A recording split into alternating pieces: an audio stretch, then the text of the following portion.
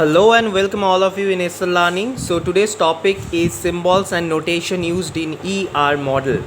That's mean entity relationship model এর মধ্যে আমরা কি সিম্বলস অ্যান্ড নোটেশনসগুলো ইউজ করি সেই সমস্তগুলো আমি এখানে একটা চার্টের মধ্যে লিখে রেখেছি যাতে তোমাদের বুঝতে সুবিধা হয় এবং এক্সামের সময় এগুলো নিয়ে খুব প্রবলেমস ফেস করে অনেক স্টুডেন্টই লাইক তারা বুঝতে পারে না যে কোন ডায়াগ্রাম দিয়ে রিপ্রেজেন্ট করবো এবং তার জন্য অনেকটা নাম্বার এক্সামে ইআর ডায়াগ্রাম বা এন্টিটি রিলেশনশিপ ডায়াগ্রাম ম্যাপিংয়ের ক্ষেত্রে বাদ হয়ে যায়। তো এটা একটা চার্ট করা আছে, চার্টটা দেখলেই তোমাদের সমস্ত জিনিসটা ক্লিয়ার হয়ে যাবে।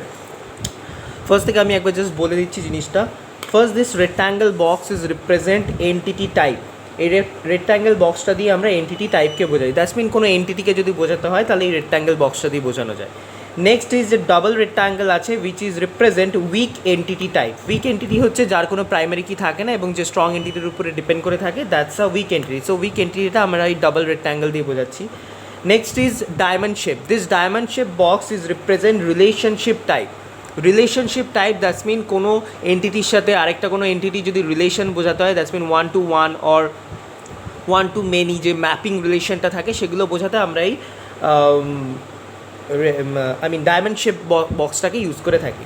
Next is this one. এটা দিয়ে আমরা এই শেপটা দিয়ে আমরা বোঝাই identifying relationship for weak entity set. এটা হচ্ছে উইক এন্টিটি সেটের জন্য বোঝানো হচ্ছে এই রিলেশনশিপস এই ডায়াগ্রামটা দিয়ে। নেক্সট ইজ এই ওভাল শেপটা। এই ওভাল শেপ দিয়ে আমরা বোঝাচ্ছি অ্যাট্রিবিউটকে। কোনো যদি অ্যাট্রিবিউটকে বোঝাতে হয় তাহলে আমরা এই ওভাল শেপ দিয়ে বোঝাতে পারছি অ্যাট্রিবিউটকে।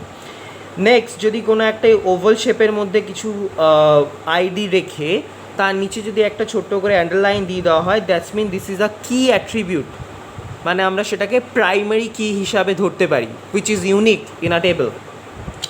অ্যান্ড নেক্সট যদি এরকম ডটেড লাইন থাকে তাহলে সেটাকে আমরা বলি পার্শিয়াল কি বা descriptions attributes for weak entity set. Okay, so weak entity সেটের জন্য দ্যাটস মিন আমরা সেটাকে পার্শিয়াল কিও বলে থাকি। নেক্সট যেটা আছে নেক্সট ইজ হচ্ছে double oval shape which is multi valued attribute. That's mean অনেকগুলো ভ্যালু নিয়ে যে অ্যাট্রিবিউটটা ক্রিয়েট হয় that's a multi valued attribute. যেরকম একটা পার্সনের অনেকগুলো ফোন নাম্বার থাকবে, সো ফোন নাম্বারকে আমরা মাল্টি ভ্যালুড অ্যাট্রিবিউটের মধ্যে রাখতে পারি। নেক্সট এরকম যদি কোনো শেপের এরকম যদি কোনো শেপের ফিগার পাও that's mean this is the composite attribute. Okay, and next যদি এরকম ডটেড শেপের যদি কোনো ওভাল শেপ থাকে which is a derived attribute, that's mean some attributes are derived from some another attribute which is called a derived attribute. And next one is যদি এরকম কোনো entity দিয়ে কোনো রিলেশনশিপ করা থাকে, যদি কোনো এরকম এন্টিটি দিয়ে মানে দুটো এন্টিটির মধ্যে যদি রিলেশনশিপ করা থাকে 1 to n, that's mean 1 to many, that's mean সেটাকে আমরা বলছি cardinality ratio. And second one যদি এরকম কোনো রিলেশনশিপ করা থাকে সেটাকে আমরা বলি টোটাল পার্টিসিপেশনস। এই জিনিসটা আমরা এই সাইডে দেখে নিচ্ছি যে জিনিসটা কি। যদি এরকম রিলেশনশিপ এইটুকুনি পার্ট তোমাদের দেখার দরকার নেই। দিস ওয়ান ইজ যদি কোনো রিলেশনশিপ থাকে এবং তার সাথে যদি কোনো এন্টিটি এরকম ডাবল দাগ দিয়ে যুক্ত থাকে তাহলে সেটাকে আমরা বলি total পার্টিসিপেশনস of entity set in relationship.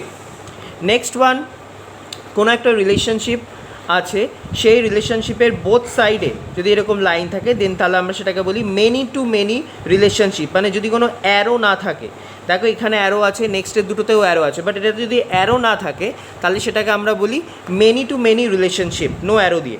আর যদি কোনো একটা সাইডে অ্যারো থাকে তাহলে সেটাকে আমরা বলি many to one relationship. Okay, and this one is many and this side is one, এটা হচ্ছে মেনি টু মেনি। অ্যান্ড যদি বোথ সাইডেই অ্যারো থাকে তাহলে সেটাকে আমরা বলি 1 to 1 রিলেশনশিপ, মানে বোথ সাইডেই অ্যারো আছে। Okay, next one is cardinality limits. Cardinality লিমিটসটা আমরা এখানে একটা দাগ দিয়ে বোঝাই, এখানে দেখো দুটো দাগ দিয়ে বোঝানো হয়েছিল, সেটাকে আমরা বলছি total পার্টিসিপেশনস of entity set. And এখানে যদি একটা দাগ দিয়ে বোঝানো হয় তাহলে সেটাকে আমরা বলছি কার্ডিনালিটি লিমিট। ওকে, নেক্সট ওয়ানটা দেখা যাক। Okay, so next one is role indications. Role indications আমরা এরকমভাবে বোঝাই, একটা রিলেশনশিপের সিম্বল থাকে অ্যান্ড তার সাথে একটা এন্টিটি সিম্বল থাকে অ্যান্ড একটা দাগ দিই which is a role indication. Next one is a relationship, মানে স্পেশালাইজেশন অ্যান্ড জেনারেলাইজেশনের জন্য বোঝায়। আমি আমার নেক্সট ভিডিওতে স্পেশালাইজেশন, জেনারেলাইজেশন, এগ্রিগেশনস এই জিনিসগুলো আমি ক্লিয়ার করে দেবো। সো এই রিলেশনশিপ বা এরকম যদি ফিগার দিয়ে বোঝানো হয়, then this is represent as a is a relationship and which is a specialization and জেনারেলাইজেশনের জন্যই আমরা মেনলি এটা ইউজ করে থাকি। নেক্সট ওয়ান যদি এখানে দুটো ডাবল দাগ থাকে তাহলে সেটাকে আমরা বলি টোটাল জেনারেলাইজেশন। টোটাল জেনারেলাইজেশনের জন্য এটা ইউজ করি। অ্যান্ড যদি এরকম একটা সিম্বলের নিচে ডিসজয়েন্ট লেখা থাকে, so that's mean a disjoint generalisation, okay. And this one is for mapping or relationship between two entities. Many to many relationship বোঝানোর জন্য আমরা এরকম ফিগার ব্যবহার করে থাকি, বোথ সাইডে স্টার দিতে পারি, অথবা আমরা এরকমভাবেও লিখতে পারি এই সিম্বলসটা রিপ্রেজেন্ট করে, এই যে এখানে তিন কোণা যে সিম্বলসটা আছে এটা রিপ্রেজেন্ট করে many. So this is a many to many relationship between two entities. And second one is one to one relationship, মানে বোথ সাইডেই ওয়ান ওয়ান এন্টিটিস আছে লাইক দিস, এরকমভাবে আমরা রিপ্রেজেন্ট করতে পারি। And last one is many to one relationship, যে সাইডে star which is a many and this one is one, so এটাকে আমরা এরকমভাবে রিপ্রেজেন্ট করতে পারি। মেনির জন্য আমরা এই সিম্বলটা নিলাম অ্যান্ড ওয়ানের জন্য এই সিম্বলটা নিলাম, so many to one relationship, okay.